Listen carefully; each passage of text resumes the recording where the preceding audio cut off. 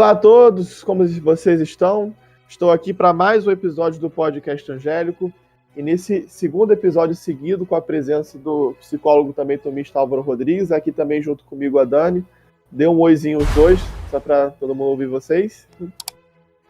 Oi pessoal, tudo bem?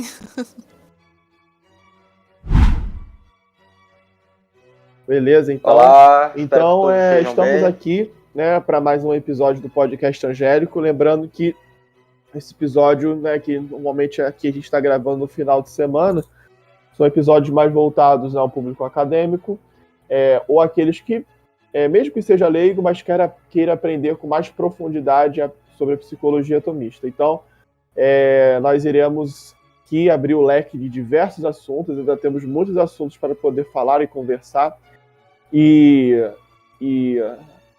ainda que seja um podcast, formato de conversa, ele também tem um quê de um pouco de sala de aula, de apresentar, de termos mais técnicos, de conceitos, para fazer com que a verdade sobre aquele conceito, a essência sobre aquele conceito possa ser bem transmitido e que aquilo seja dito como aquilo e não outra coisa, ou seja, caracterizando a própria psicologia tomista em si.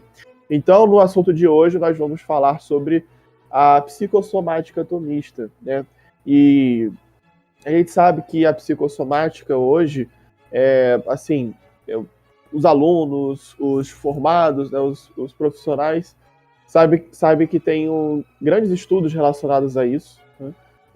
Tudo que a gente tem de conjunto, né, de o corpo mais a psique, ou seja, o corpo mais a alma, como que o corpo sofre a partir das alterações que a gente vê no corpo, e também o estado da alma, o estado emocional, das paixões, e tudo como que a gente pode unir as duas naturezas, né, num conjunto só, em uma unidade só, né, que é o ser humano, né? Então, isso pode parecer ultramoderno, pode parecer última geração, mas se você abrir ali, pegar a Suma Teológica e começar a folhear nos artigos certos, nos tratados certos sobre o ser humano, você já vai ver que Santo Tomás já falava sobre isso, e a gente pode até pegar desde Aristóteles, né, ou até de modo mais antigo. Então, nós viremos dizer aqui, dando créditos, né, nós vamos dizer aqui dando créditos a tudo que Santo Tomás falou sobre isso, e como que a psicologia tomista pode enxergar a psicossomática, né? E aí eu vou dar espaço ao Álvaro para ele poder introduzir melhor esse assunto, dando o caráter mais tomista sobre a psicossomática. Pode falar aí, Álvaro.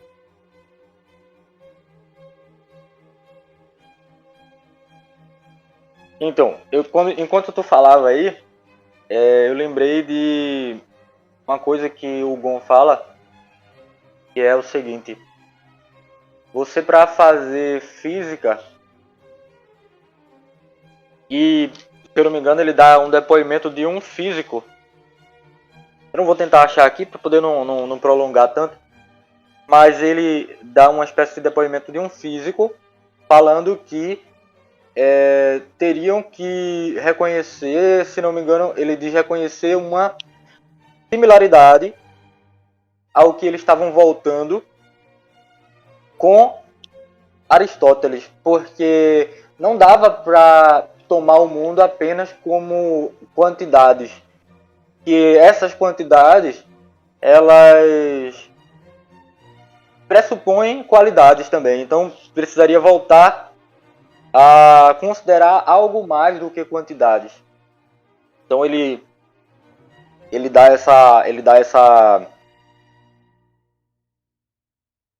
essa espécie de depoimento, vamos dizer assim, de um cientista falando sobre isso, né? E eu vou começar dando algumas referências que a gente vai pegar para poder ver isso, que é a primeira referência que eu quero dar aqui.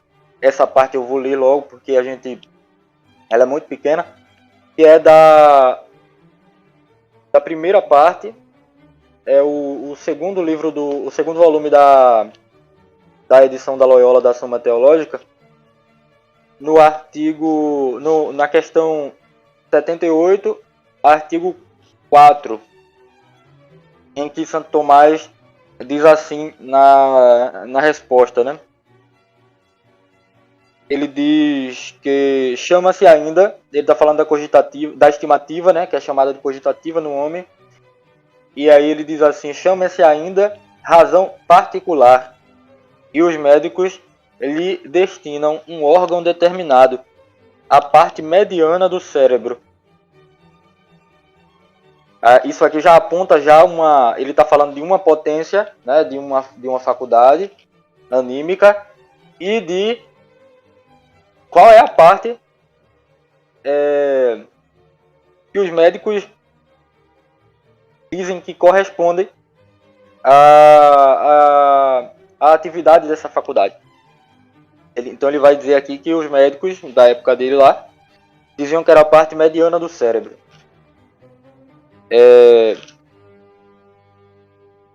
Os médicos lhe destinam um órgão determinado, a parte mediana do cérebro. Outra coisa muito interessante que a gente vai ver mais pra frente, aqui eu vou citar só só onde está.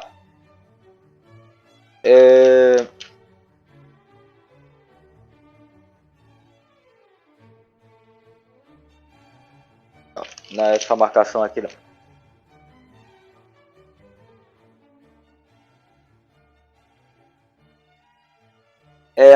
No mesmo tratado, na mesma questão, se eu vou falar a questão de novo, porque eu não lembro se foi a mesma questão.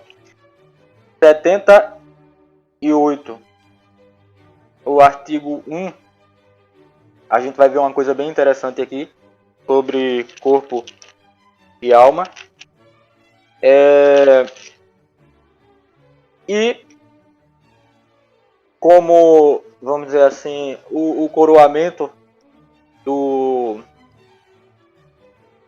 dessa nossa conversa aqui,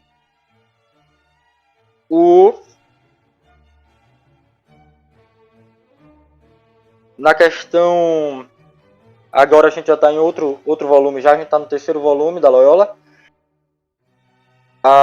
na primeira parte e da segunda parte, e prima segunda aqui, né? Eu não sei se diz primeira parte da segunda parte ou se diz segunda parte da primeira parte.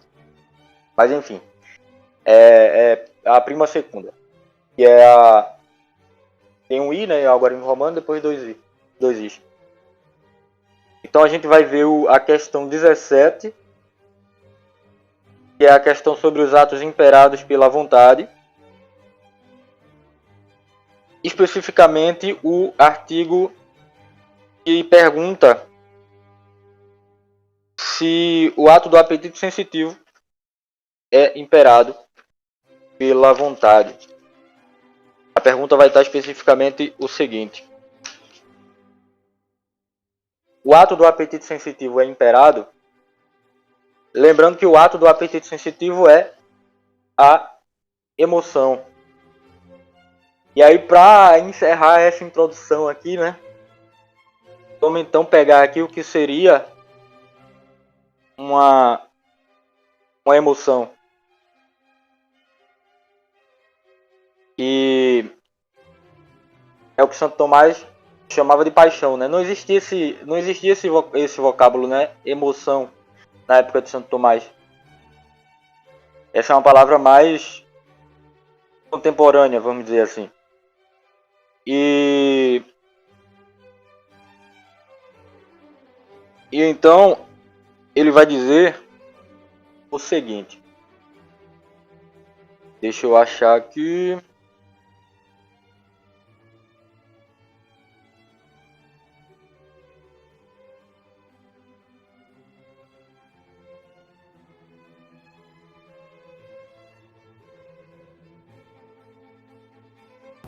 Tá, eu vou dar uma procurada aqui. Deixa eu já até questionar assim pra ti, que é o seguinte. Todas as 11 paixões, né, elas vão ter. Então, quando elas, né, acabam acontecendo, né, com a pessoa elas sempre vão ter essa base somática e o corpo passa por essa transformação, assim, no caso, né, quando essas emoções são ativadas, todas essas 11 paixões, é isso que você está também demonstrando para a gente entender?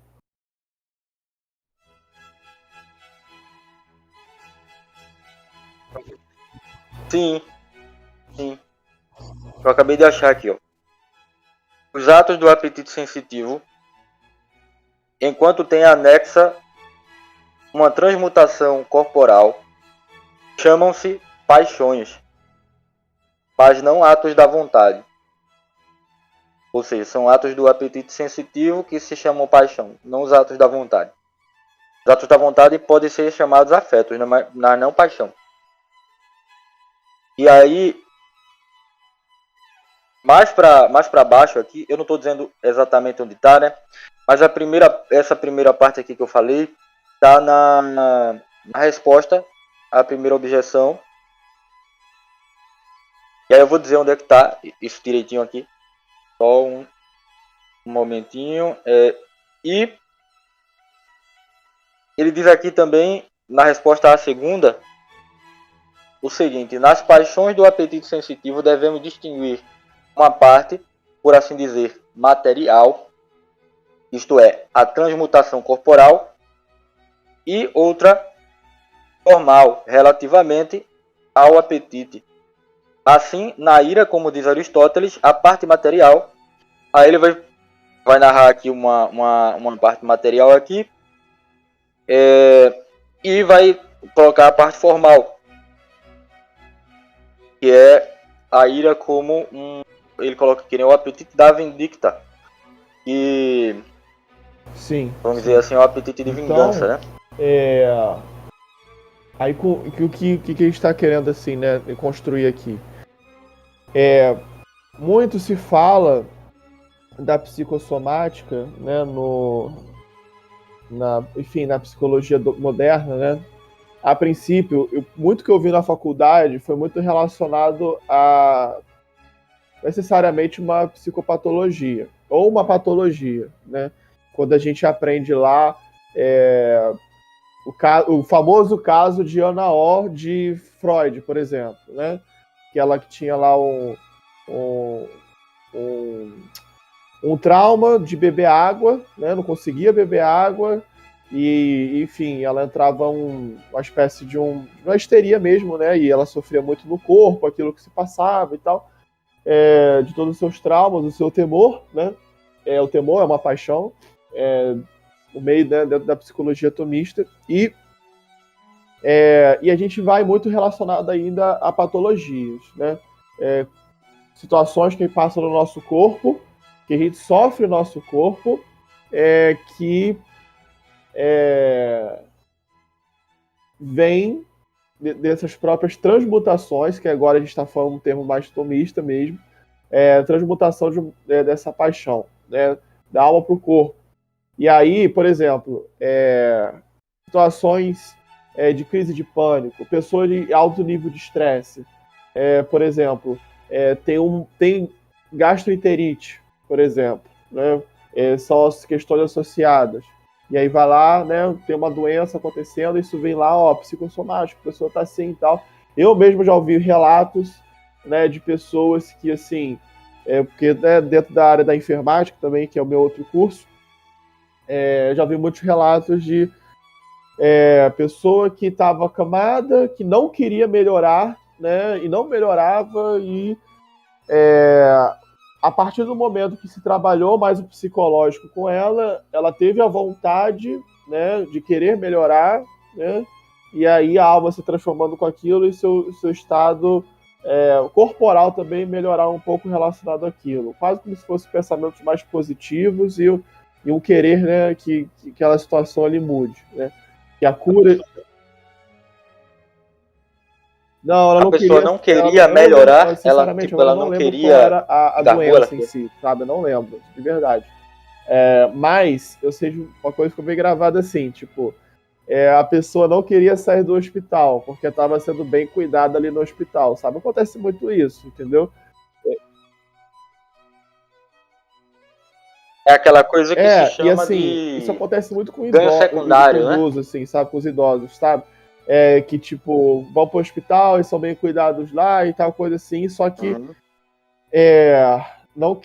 não se libera para poder querer melhorar naquela condição, né? Então, assim, a gente liga muito à questão patológica da coisa, que é na doença. A gente pode entender isso, né? Essa psicossomática olhando para a doença. Mas eu não sei se o que você acha, Álvaro, mas assim, todas essas paixões, as 11 paixões de São Tomás, que aliás a gente pode até fazer uma série sobre cada uma delas, mas todas essas paixões que São Tomás fala. Eu sei que tem até uma etimologia aí de paixões, se é algo mais patológico mesmo, de pato e tal, mas você colocaria Uhum. como doença em si mesmo, como algo doente ou não, assim.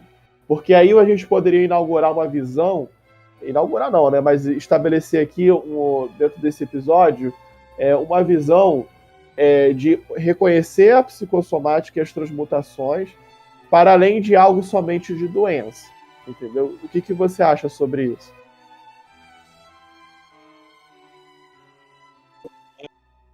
Obviamente, sim. A, a psicossomática ela não deve servir somente, e não serve, né, somente para que a gente, vamos dizer assim, trate doenças psicossomáticas, né? Mas para que a gente tenha em consideração, aí eu vou tentar colocar também alguns termos para ir familiarizando a, a, a audiência que não estiver familiarizada e para reforçar também quem já estiver familiarizado, que é o seguinte, né? A gente está considerando o homem enquanto composto ilemórfico, que quer dizer que é composto de matéria e forma, sendo a matéria o corpo e a forma a alma. E aí muitas vezes parece que isso são parece que essas coisas elas são inclusive coisas ficam difíceis de entender, não porque a coisa em si não seja inteligível, vamos dizer assim, mas porque a gente acostumou com uma outra perspectiva e a gente não observa a não vai examinar a coisa para poder ver como é que isso acontece, para detectar que a coisa precisa de uma informação, essa informação que é dada pela forma, ela é uma informação de um ser, de um ente vivo ou de um ente inerte, né? Um ente que se move por si mesmo ou só de alguma forma à noite. E como isso afeta o teu corpo e isso afeta, obviamente, as tuas atividades psíquicas. Porque o que é que a gente falou? O homem é o composto ilemórfico, né? Ou seja, ele é um composto psicossomático. No nosso caso, né? Dizer ilemórfico, no nosso caso, é o mesmo que psicossomático. Porque só no caso daquilo que tem alma, né? Porque tem corpo e alma. Quando a gente fala de ilemórfico, por exemplo, para uma coisa, por exemplo, para uma pedra, a gente está falando não de uma coisa psicossomática, porque não tem alma, mas tem forma. É porque tem uma qualidade de pedra ali, tem algo ali que faz com que ela seja pedra. Ela não é só quantidade, ela tem algo que faz com que ela seja pedra. Tem uma essência de pedra, tem uma natureza de pedra. Então, já dá pra gente ver aí que no campo da nutrição e no campo da educação física, você já encontra aí implicações da psicossomática.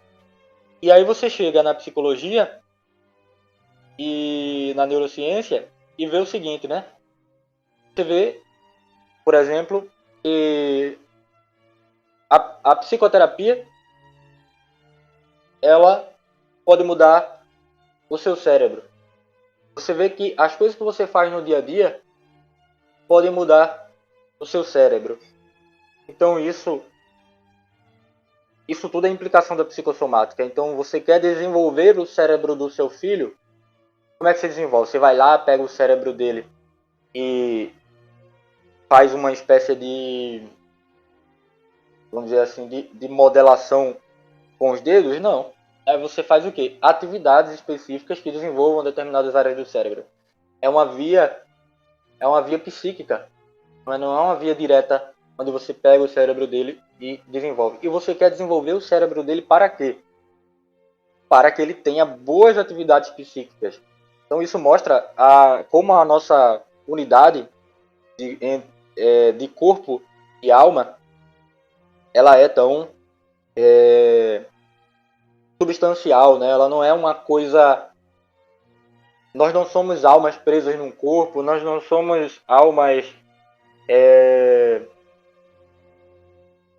que estamos aqui nesse corpo usando o corpo somente, vamos dizer assim, como uma coisa externa.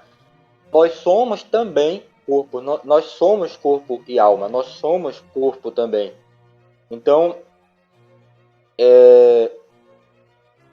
isso é bem importante, porque isso leva a um cuidado que ele não é visto de uma forma unilateral, ele é visto de uma forma integrada. Diga, continua falando É ainda.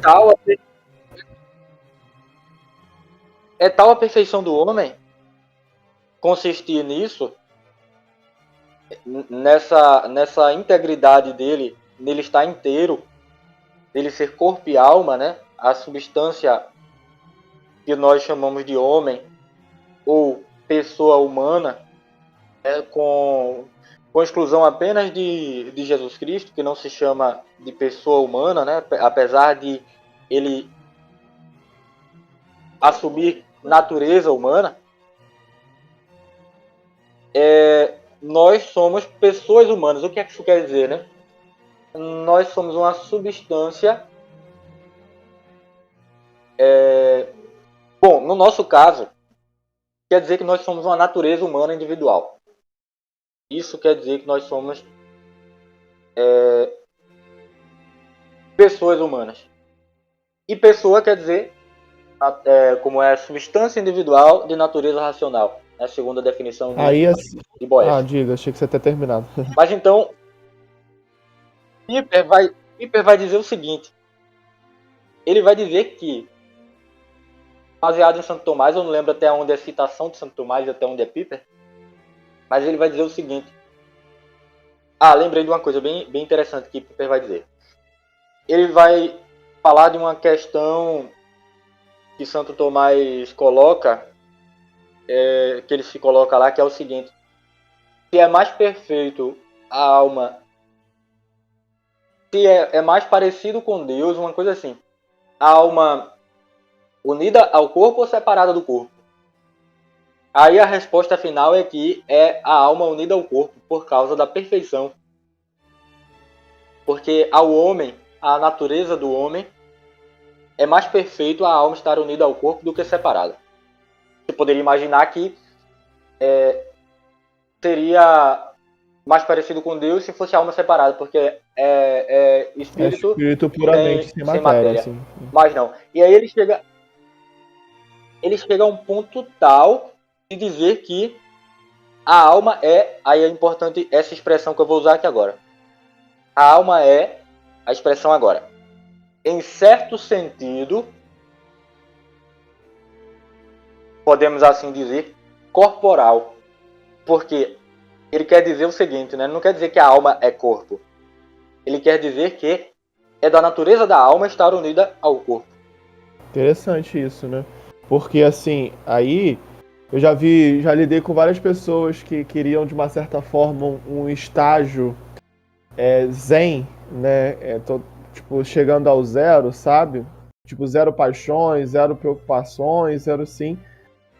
Mas quando eu falo zero, né? Enfim, afetos também pelos outros e tal. Tem um colégio que são assim, e tipo, eu falo assim, cara, enquanto você tá aqui na Terra, né?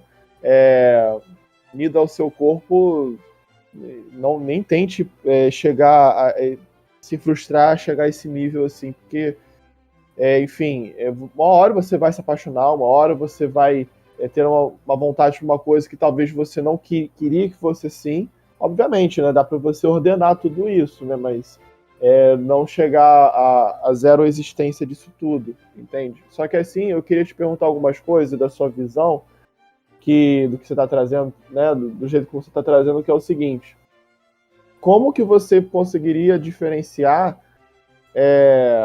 como que você diferenciaria a psicossomática tomista para a psicossomática que hoje que a gente entende muito da psicanálise, da terapia cognitivo-comportamental? Acredito eu que a terapia cognitivo-comportamental até se assemelha um pouco mais da psicologia tomista, né? Mas como que você faria, tipo, os principais pontos de diferença, assim? Olha, fica um pouco complicado eu falar das diferenças sem eu ter aprofundado nas psicossomáticas dessas duas abordagens. Mas eu diria o seguinte: o que diferencia uma psicossomática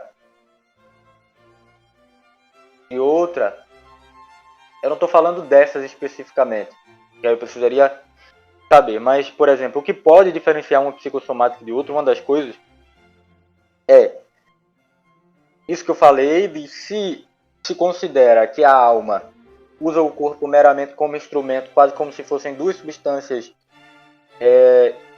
extrinsecamente extrínsecas e que depois são unidas. Isso é uma perspectiva, vamos dizer assim, talvez a gente possa chamar isso Mais de um cartesiana? dualismo radical, né? Não sei se mais cartesiano, não sei se algum de vocês quer falar sobre isso aí, mas talvez seja algo mais que geralmente é atribuído a Descartes, né? Eu não posso falar assim porque eu não cheguei a ver o próprio Descartes, mas talvez sim, porque agora a questão essa extrinsecidade, essa palavra seria essa, mas eu quero dizer, essa coisa de ser extrínseco, ela choca com a psicologia tomista, porque na verdade, veja o que Piper disse, né? A alma é, em certo sentido, podemos dizer, corporal. Por quê? Porque é natural a ela estar unida ao corpo. Não é o homem completo. Não se diz que a alma é o homem, nem se diz que o corpo é o homem. Eles separados. O homem é composto de corpo e alma. E aí se você pega, por exemplo, o trabalho de Giuseppe Butera, que ele fez sobre uma leitura, esqueci o nome que ele colocou. Você quer dizer Certinho, se a gente for falar do corpo, a gente necessariamente tem que falar da alma. Se a gente for falar da alma, a gente necessariamente tem que falar do corpo. A gente não pode falar uma coisa separada da outra, é isso?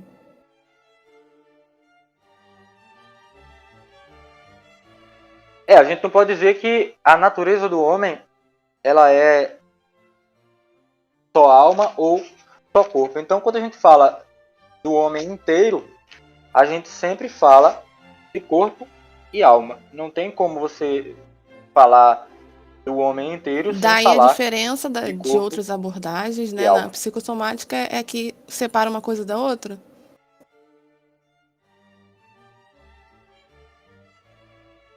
Então, eu generalizar isso poderia ser perigoso, né? Mas pode haver uma psicossomática assim, pode haver outro estilo de psicossomática que seja, por exemplo, acreditando que a alma seja apenas um epifenômeno, uma manifestação do corpo. É o que Martin Chavarria vai chamar de emergentismo, se eu não me engano. Depois a gente pode até fazer algo com o texto assim, né? Ele faz lá um resumo. Outra coisa que poderia acontecer é de todas as operações da alma serem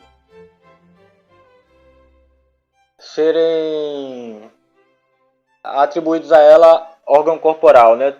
Isso acontece, né? ser tudo atribuído a órgão corporal. Por exemplo, se o homem pensa, e se quando ele pensa ativa tal parte do cérebro, aí o cara diz assim, aquilo ali é responsável pelo pensamento. E aí a questão é o seguinte, será que essa parte é responsável pelo pensamento ou será que ela é responsável por algo que está ligado ao pensamento? Porque o homem precisa, segundo Santo Tomás, de imagens para entender. Então, se ele precisa de imagens para entender, ele, por exemplo, eu lembro que uma colega dizia assim, a memória ela é como um risco que você faz. Né? Tem um risco mais forte, o risco mais fraco. O risco mais forte, ele é mais difícil de apagar, vamos dizer assim, né? De enfraquecer. E o risco mais leve é mais fácil de enfraquecer. Ou seja, ela usou uma imagem para poder entender como é que uma memória é mais forte ou mais fraca. Então,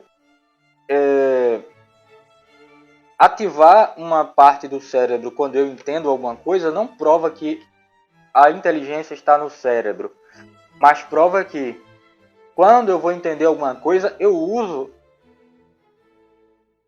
alguma coisa que está ligada ao cérebro. Isso aí prova. Se quando eu entendo algo, o meu cérebro ativa, está provado que para entender eu ativo alguma parte do cérebro. Agora, não está provado que o ato de entender é um ato que é atualizado no cérebro.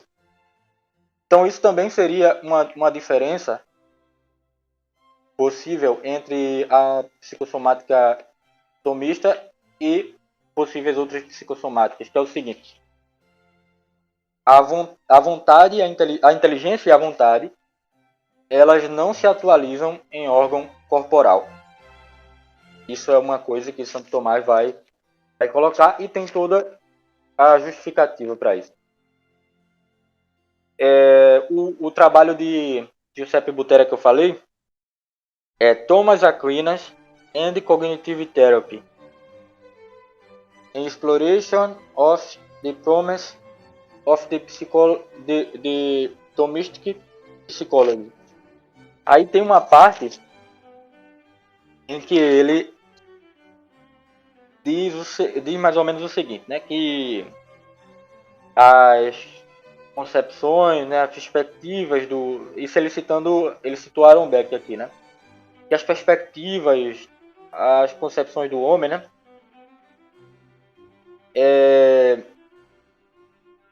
que elas podem ser corrigidas, etc, etc, e que o homem não é uma criatura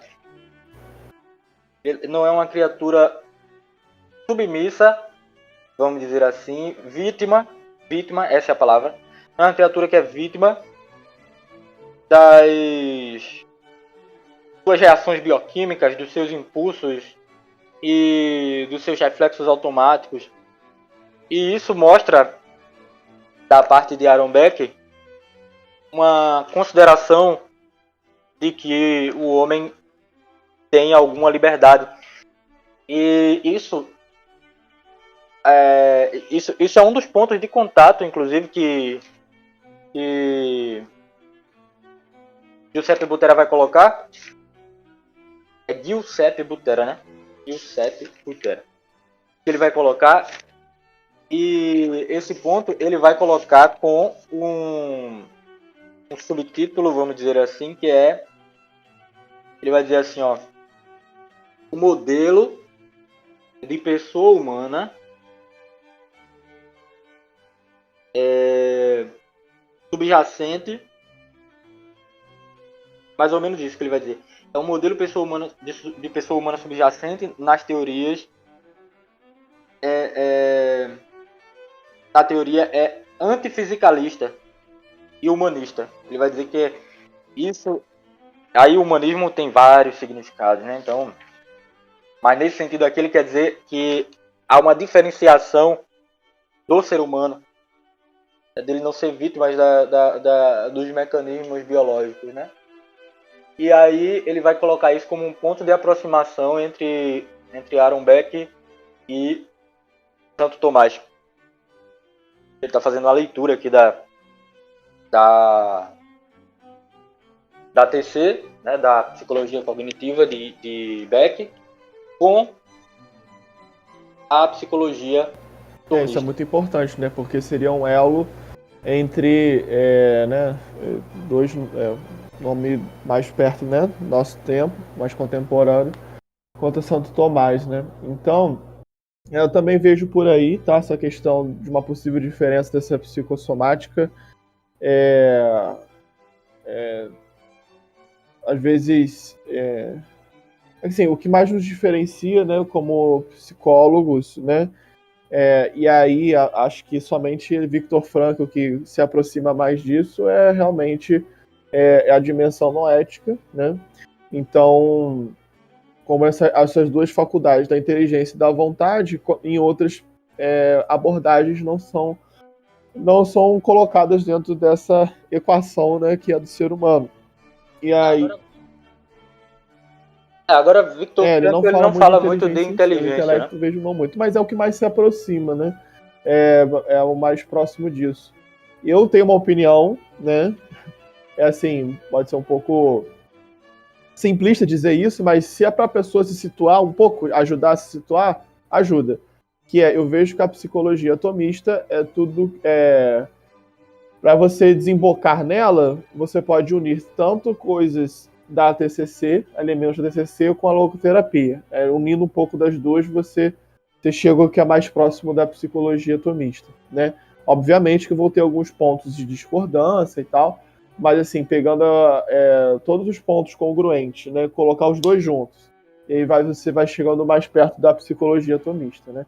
Então, só que aí eu queria fazer uma pergunta um pouco mais de curiosidade, Álvaro. O que você acha também dos animais, assim, né? Os animais têm paixões, né? Mas não seriam todas as 11? Cada animal seria diferente, dependendo da sua cognição? O que você vê, assim? É bom também fazer um estudo sobre os animais para a gente também conseguir colocar uma hierarquia até chegar ao ser humano, sabe? Como seria o mais complexo e completo. Entendeu?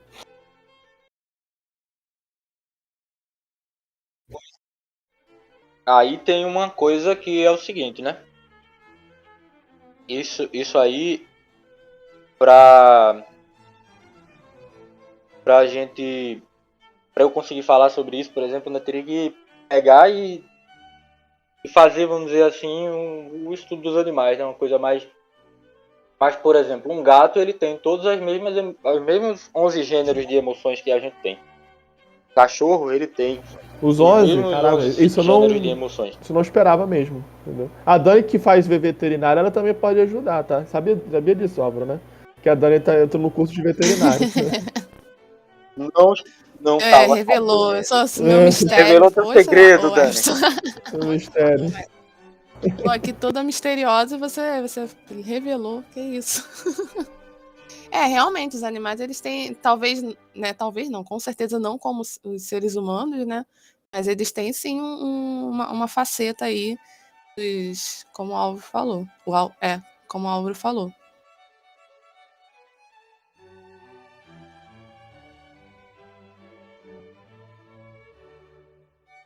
Agora a questão seria, será que todos os animais têm? É interessante, né? Talvez não talvez todos, a questão fosse né? mais essa, né? Mas talvez sim, a gente não estudou muito bem todos os animais, né? A gente não tem um contato próximo. Tipo, uma esponja do mar é considerada animal, mas eu duvido que ela teria as 11 paixões, entendeu? Por isso, sabe? Mas aí você vai complexificando aí os animais, muda né? o cérebro também, né? Os órgãos que tem ali. Quando na faculdade de psicologia, quando a gente estuda neuroanatomia, a gente vê, né, que dependendo vai mudando a formação do cérebro de cada um, né? Sim, o que o Álvaro falou, por exemplo, lá da questão de um cérebro, né, entender essas coisas, né, de tipo, faz parte da nossa inteligência, mas aí ela não se atualiza no corpo, mas a própria. No caso, o cérebro não entende, né? Isso é uma coisa que ajuda.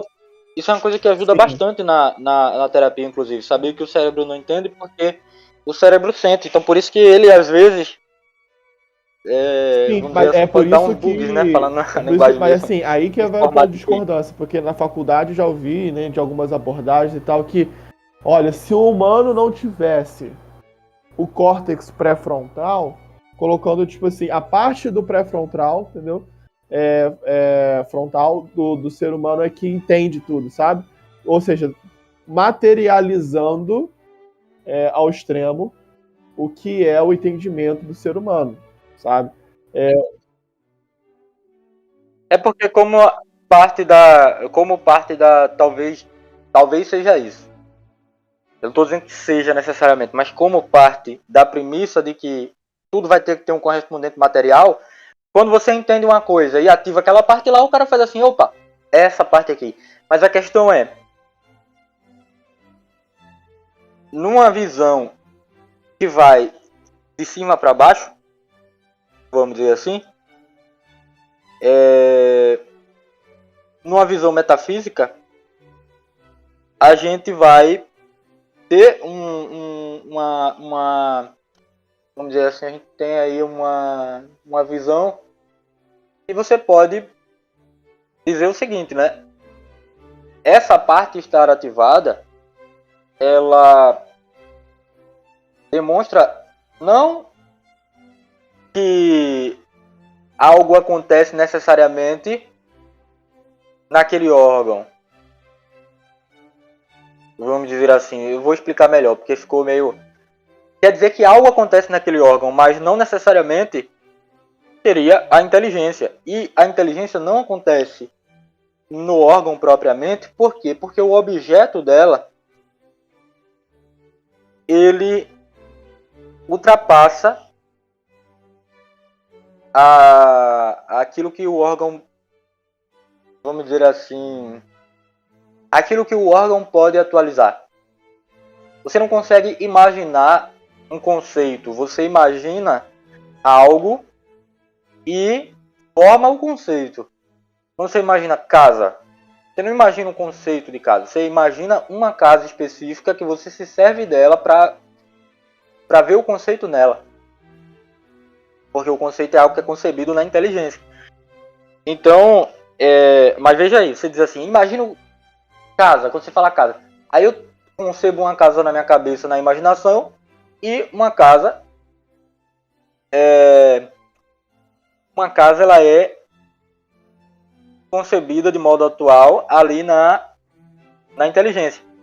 Então, tipo, ativou uma parte lá, essa parte é responsável por algum sentido, entendeu? Por alguns sentidos, por algum sentido. E uma coisa interessante é que aquilo que Santo Tomás já falava, né? A matéria é para a forma e não o contrário. Isso a gente vê, por exemplo, quando se quebra muito uma perspectiva localizacionista fechada do cérebro. E você pensa que determinada outro pedaço do cérebro pode fazer uma função de outra parte e etc, né? Porque isso aí parece mostrar aquilo que Santo Tomás falava, que a matéria é para a forma e não o contrário. Ou seja, a configuração daquela alma é tal que informa a matéria desse jeito que essa matéria ela tem uma reação de tapar aquela brecha que ficou ali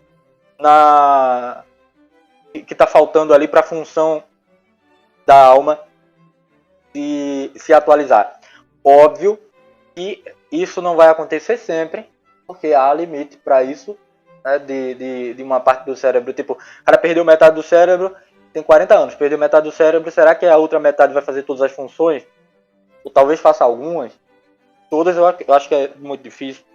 Mas uma criancinha, que é operada muito nova, parece que é muito mais fácil o cérebro dela assumir diversas funções, ela não ficar sem as funções isso que acontece geralmente em outra muito. pessoa ou em Porque outra parte do cérebro. uma criança ainda está em desenvolvimento ali o cérebro. Então, a outra parte compensa, ou seja, não tem como a gente dizer que aquilo ali é puramente responsável por uma determinada ação, né? Que é a origem e o fim da ação. Não, como você disse, Álvaro, assim, são várias coisas. Isso acontece com animais também, né? Voltando para os animais, que não é segredo, aliás, o Epson falou e não era segredo, tá, gente? Mas, voltando para os animais, às vezes, por exemplo, acontece de um animal ter sinomose. E aquele cachorro perde muitas funções neurais e não consegue andar, ou tem alguns tremeliques. E aí perdeu a função esquerda do cérebro, por exemplo. O lado direito pode compensar e aquele cachorro voltar a andar, por exemplo. Né? Muitas coisas assim podem acontecer. A gente vê muito mais casos de animais porque é mais frequente, né? Pancada de atropelamento, né? A própria sinomose, e assim vai. Então, assim, E ajuda muito porque a gente tem essas mesmas potências, por exemplo, sensitivas de um gato, né? Agora, o que muda é que em nós essas potências acabam sim, participando da razão. Tá abaixo do E império aí, da razão, elas né? Tá abaixo adquirem do império da razão. uma Pelo menos elevação. deveria ser assim, né? E não só a questão do império, mas ou seja, do império direto. Mas o próprio, tipo, a própria diferença entre minha mão ser a minha mão e não a mão de um macaco, ela já me permite fabricar um livro. Porque a minha inteligência, ela consegue fazer isso e usar a minha potência motora para fazer uma fabricação de um livro, né? Vamos dizer assim, imprimir aquilo que está na minha inteligência na ação da minha Entendi. potência Aí eu vou motora. fazer só um questionamento, né, um pouco picante, né, para pimentar assim, que é o seguinte. Mas você já até adiantou um pouquinho, que era relacionado a ter alguma pessoa, né, tem uma deficiência expressiva no cérebro, né? Então, assim, aqui que a gente pode construir assim é o seguinte, né? Aí eu quero ver se vocês concordam comigo, que por exemplo, uma criança nasce com microcefalia, né? Ou uma pessoa tem um câncer no cérebro, né? Que algumas partes motoras não podem ser mais ativadas e tal, coisa assim. A gente entende que a inteligência, a inteligência da pessoa continua ali, o intelecto, né? Como faculdade do espírito. Mas a cognição ela vai ser prejudicada por conta, né, de estruturas cerebrais que seriam importantes para a cognição que ali não estão mais sendo ativadas por razões materiais, biológicas, enfim, né, da matéria biológica. Seria esse o caminho, né, importante para ser dito, correto? Até com uma pessoa com microcefalia, assim, por exemplo. Só que aí como que a gente conseguiria ter acesso ao intelecto dessas pessoas? Qual movimento que a gente poderia pensar fazer, até mesmo, isso aí é um assunto interessante, para a psicologia atomista ter o seu próprio modo de operar, as pessoas saberem o próprio modo de operar da psicologia atomista clínica para casos assim, entendeu? Mas o que vocês acham, assim, entendeu, sobre isso? Então, acho que a primeira coisa bem interessante nisso é a questão, primeiro, da dignidade da pessoa, né? A pessoa continua sendo humana, continua com todas as faculdades, inclusive, né? Apesar das faculdades não serem mais importantes do que a substância, né? O sujeito, porque as faculdades provêm dele.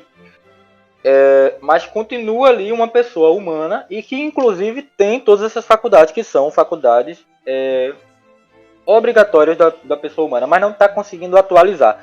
Então, como é que uma neurociência pode ajudar uma pessoa que não está conseguindo atualizar a inteligência? Qual é o problema ali? Por que não está conseguindo atualizar? Santo Tomás tem duas questões que eu Não deve ter só duas, né? Duas questões que estão aqui na minha cabeça, né? Que ele fala de, por exemplo, a gente precisa das representações imaginárias para poder entender. Então, quer dizer o quê? Que a imaginação está prejudicada, fica difícil entender. Então, pode-se trabalhar na imaginação. Ele vai dizer também que a privação dos sentidos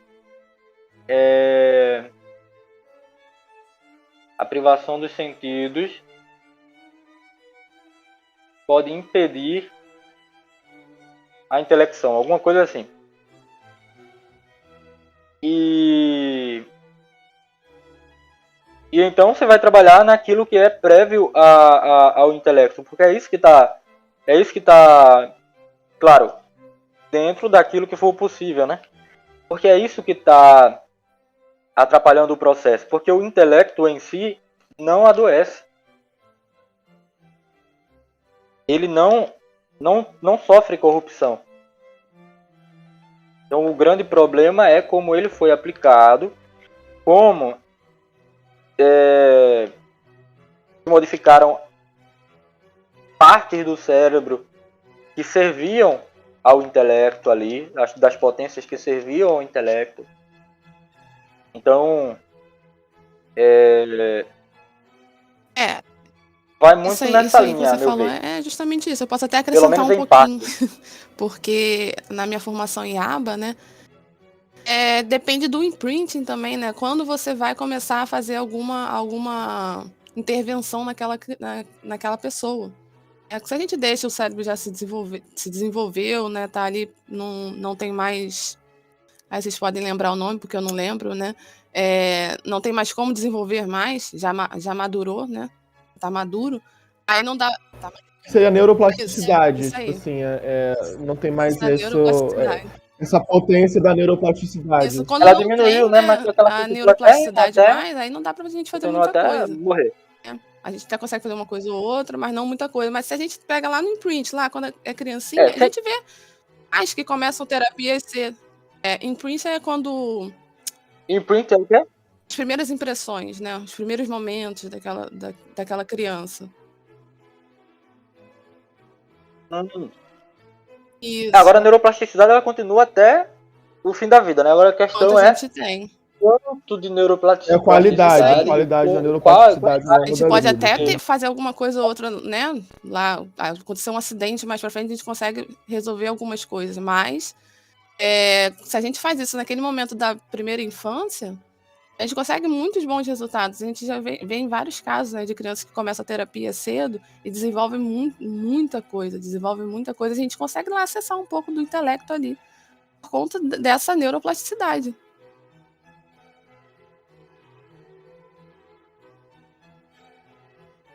E eu acho que no caso quando a gente fala da microcefalia, essa questão da dignidade é muito importante, né? Continua sendo pessoa humana, continua com essas faculdades, etc, etc. Porque pode haver um movimento de desumanização no sentido de fazer um juízo da pessoa como se ela não fosse humana, porque ela não tem a atualização desses atos, né? Mas não é a atualização que faz, a atualização do ato que faz a pessoa ser humana em sua natureza. Porque se fosse assim, a gente quando dormisse, a gente já não é mais gente, né? Virava um vegetal. Interessante. Vou usar esses argumentos daqui pra frente. Ainda mais em discussões sobre aborto, entendeu? Mas é interessante sobre isso. Então, diga, só pra completar então, pra gente encerrar o episódio, né? Deixa eu pegar aqui os trechos, né, que a gente tinha separado. Eu queria ler uns pedacinhos aqui pra vocês. Pessoal, a questão... A gente tá agora no volume 2 da Loyola, na primeira parte, e diz assim, ó.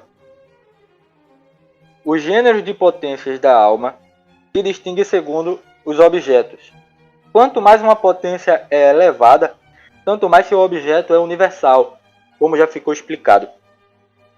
Pode-se considerar o objeto da operação da alma em 3 graus. Para certa potência da alma, o objeto é somente o corpo unido à alma. Tal é a potência vegetativa, que não age com efeito senão em um corpo ao qual está unida a alma. O que é que acontece aí? Ou seja, o objeto dessa potência é o corpo, ou seja, a nutrição, o crescimento acontece onde? No corpo, não vai além disso. Né? Não cresce aqui a minha parede, não tem uma relação aqui direta com fora de mim, ela é dentro de mim. Não tem não há cognição aqui, não há tendência para algo aqui, né? O apetite é do desenvolvimento do corpo. Aí ele coloca aqui, há outro gênero de potência da alma cujo objeto é mais universal, a saber, todo o corpo sensível e não somente o corpo unido à alma. Eu posso sentir as minhas sensações, né?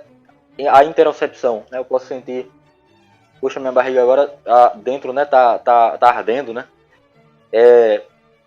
Meu coração tá batendo, a minha garganta tá um pouco seca, né? Garganta. Sim. Fica, sei lá. E aí eu sinto isso, mas eu sinto também o meu armário aqui, que tá aqui, né? Meus livros.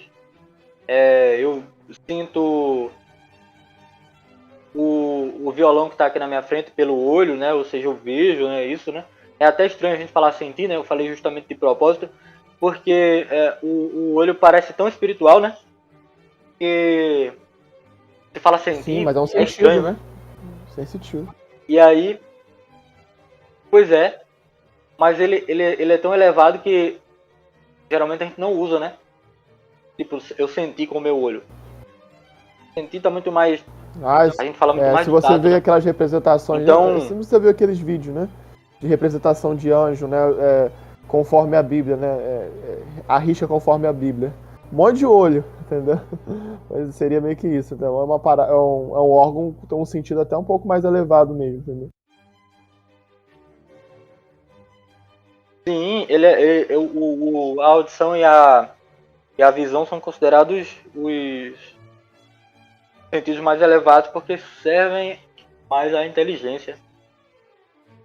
E aí, então os outros corpos, né? A gente vê os outros corpos, a gente escuta outros corpos, né? Os sonhos, enfim, não só o objeto não é só o que está no próprio corpo daquele que sente. Há, enfim, outro objeto de potências da alma, outro gênero, que diga, há, enfim, outro gênero de potências da alma, cujo objeto é ainda mais universal, a saber, não mais somente todo o corpo sensível, mas todo ente tomado em sentido universal. Assim fica claro que os dois últimos gêneros de potências da alma possuem uma operação que se relaciona não só com o que está unido à alma, mas ainda com o que lhe é exterior. Como é preciso, no entanto, que o sujeito que opera esteja unido a seu objeto, assim é necessário que o que é exterior, que é objeto da operação da alma, se refira à alma de duas maneiras. Em primeiro lugar, enquanto é apto para se unir à alma e nela estar por sua semelhança.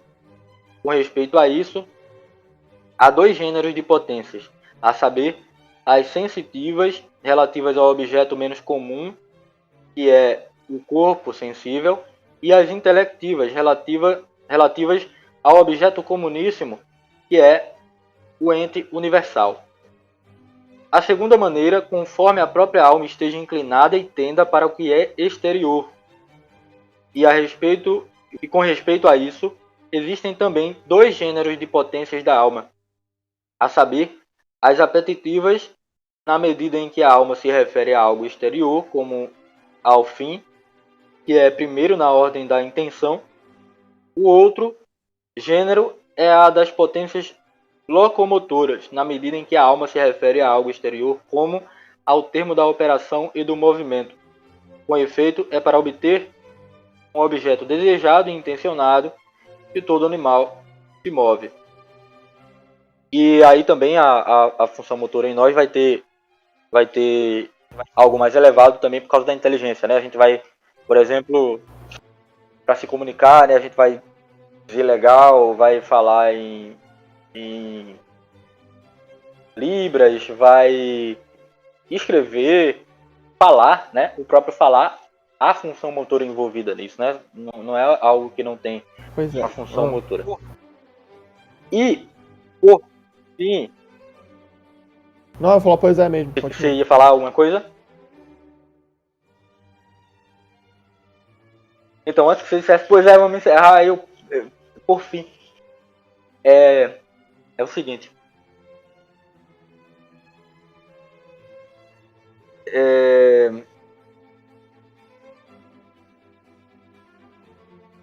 Vamos pegar algumas partes aqui, né? Porque senão vai demorar muito. Deve-se saber que o apetite... a gente está na questão 17, artigo 7. No volume 3 da Loyola. Na prima segunda. Todo ato de uma potência... vamos um pouquinho mais para cima. Deve-se saber que o apetite sensitivo nisso difere do apetite intelectivo, que é a vontade, porque é potência do órgão corporal, mas não a vontade.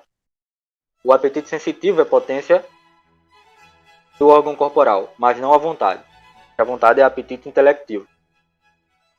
Aí ele diz assim, continua assim: todo ato de uma potência que usa um órgão corporal depende não somente da potência da alma, mas também da disposição do órgão corporal. Por exemplo, a visão depende da potência da vista e da qualidade dos olhos, para a qual será ajudada ou impedida. Por isso, o ato do apetite sensitivo não só depende da potência apetitiva, mas também da disposição do corpo. O que procede de uma potência da alma segue a apreensão, mas a apreensão da imaginação, que é particular, é regulada pela apreensão da razão, que é universal, como uma potência ativa particular é regulada pela potência ativa universal. Por isso, sob esse aspecto, o ato da potência apetitiva está submetido ao império da razão. A qualidade e a disposição do corpo, porém, não se submetem ao império da razão e por isso impedem que o movimento do apetite sensitivo se submeta totalmente ao império da razão. Às vezes acontece que subitamente o movimento do apetite sensitivo se excita a apreensão da imaginação ou dos sentidos. Este movimento está fora do império da razão, embora ela pudesse impedi-lo se o tivesse previsto. Donde dizer o filósofo, no livro 1 da Política, que a razão é superior ao irascível e ao concupiscível, não por um domínio despótico, que é próprio do senhor em relação ao escravo, mas por um domínio político e régio, que é próprio dos homens livres, que não se submetem totalmente a domínio algum. Ele continua aqui a resposta ao primeiro. Portanto, deve-se dizer que o fato de que o homem não queira ter concupiscência, mas a tem, procede da disposição do corpo que impede o apetite sensitivo seguir totalmente o império da razão. Daí dizer o apóstolo: vejo uma outra lei nos meus membros que contradiz a lei da minha mente. Isto também acontece devido ao repentino movimento da concupiscência, como foi dito. Na resposta ao segundo, eu vou ler só um pedaço da resposta ao segundo. A qualidade precedente não se submete ao império da razão, porque ela ou vem da natureza, ou de alguma moção anterior que não pode logo arrefecer. Mas a qualidade consequente segue o império da razão, porque segue o movimento do coração, que se move diversamente conforme os diversos atos do apetite sensitivo. A questão da biologia aqui a gente não vai entrar, mas é o seguinte: Veja que interessante. Se você acorda cansado, você não pode imperar que você fique tão animado quanto poderia tendo dormido bem, por exemplo. Claro, você pode conseguir um império do ânimo, sim, mas talvez não consiga do mesmo jeito. Ou talvez não consiga um império do ânimo, né? Da esperança para agir. Da emocional, né? A esperança emocional para agir. Porque ela vem de uma disposição aí que está anterior. Ou se você teve uma emoção de ira, você não pode escolher não tê-la logo após, porque não pode logo arrefecer. Então por isso que a gente às vezes vai usar técnicas de respiração, fazer caminhada, fazer corrida, etc. Esperar o apetite se acalmar, não focar naquela coisa, porque isso é algo que está disposto no corpo. Para encerrar isso, deixa eu só... Vou ler inteira aqui essa partezinha. É uma parte pequena. A resposta terceira. Deve-se dizer que, porque para a apreensão do sentido é necessário o objeto sensível externo, não está em nosso poder apreender algo pelos sentidos sem o sensível presente. Mas essa presença nem sempre está sob nosso poder.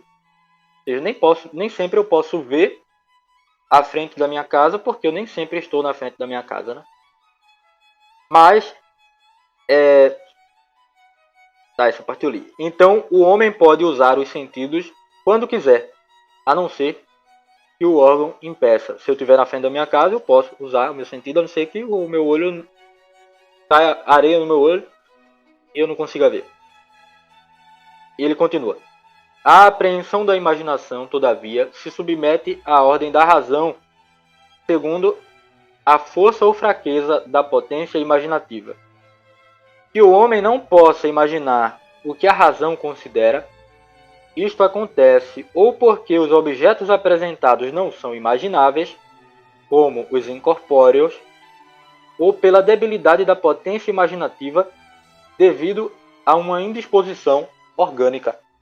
Ou seja, muitas pessoas podem não imaginar que Santo Tomás, na tão difamada Idade Média, que o pessoal fala sem conhecer muitas vezes, ele atribui aqui a imaginação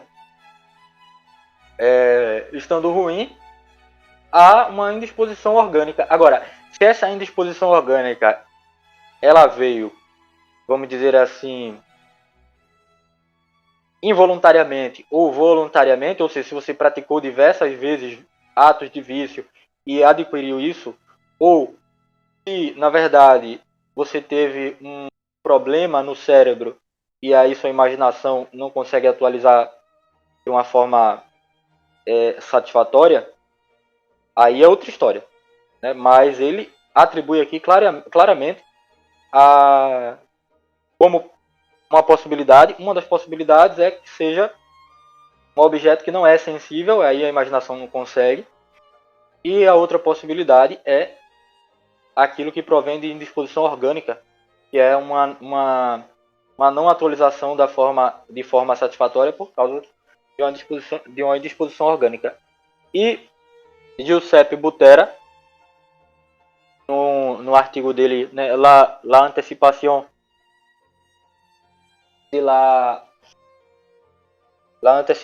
de Tomás de Aquino a la terapia cognitiva, ele vai falar que Santo Tomás parece que não falava em conexões neuronais, mas que ele vai colocar que Santo Tomás, por causa da questão biológica, da natureza ilemórfica do homem, né, psicossomática, ele vai considerar que precisa de muita repetição para poder você conseguir ajudar a pessoa a perder um hábito ruim, um modo ruim de pensar e ter um modo bom de pensar. Seria os vamos dizer assim, exercícios, um modo bom de né, que a imaginar, gente de normalmente pensar. faz em terapia e tal. Pois é, para aquisição ou aumento Sim, verdadeiramente. consecutivo dos hábitos. Né? Isso é muito interessante mesmo. Você precisa ser acreditado e se falar mais sobre isso, né? Eu acho que eu vou até pensar em separar um episódio específico daquilo que é de Santo Tomás, mas não é acreditado. Tipo, frases, entendimentos, coisas que não é acreditado a ele, né? Mas que hoje em dia é colocado como algo único somente desse tempo, descoberta única somente desse tempo, né? Como se tivesse uma cortina de fumaça para a E Idade vale a Média, pena entendeu? citar. E vale a pena citar o seguinte, né? Magda Arnold, né? Magda Arnold é talvez aí a gente pode dizer que a primeira a fazer uma teoria, pelo menos que apareceu, né? A teoria das emoções numa via cognitiva, numa época em que predominava ali uma compreensão mais behaviorista e tinha outra compreensão, parece que predominavam outras compreensões da emoção, e ela surge aí e ela é tomista.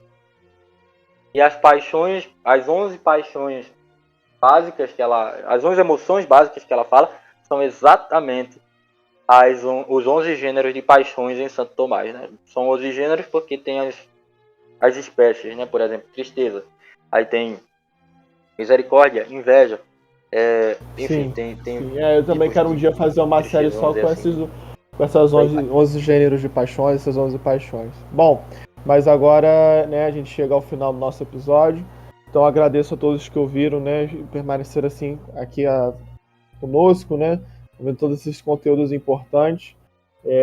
Ainda a gente quer falar sobre muitos assuntos pertinentes à psicologia atomista, e se você parar para pensar, quando isso atingir um caminho importante, um caminho construído, né, você praticamente quase que se tem um curso de psicologia atomista dentro do nosso podcast, assim. E a gente está meio que disponibilizando isso na gratuidade, de modo bem, bem bacana mesmo. Então, agradeço a presença dos dois, né? A Dani e o Álvaro, ok? E eu.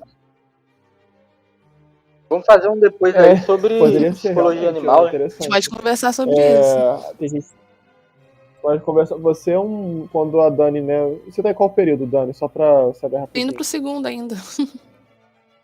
No segundo, quando você chegar lá no finalmente, você vai poder unir tudo aí e fazer uns projetos bem bacanas, assim, né? Poder ministrar de algo bem bacana.